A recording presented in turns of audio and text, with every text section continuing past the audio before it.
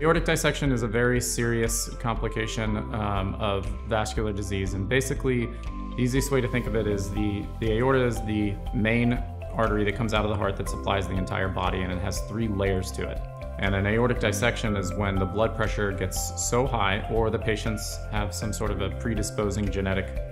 condition in which the innermost layer tears away from the other 2 layers, and blood is actually able to get in between those 2 layers. Classic symptoms of an aortic dissection are going to be a tearing or ripping pain that the patients feel in their back, and that's because the wall is literally getting ripped away and blood is going where it shouldn't go within your arteries. Patients will say that they wake up out of sleep with this extreme 10 out of 10 ripping, tearing back pain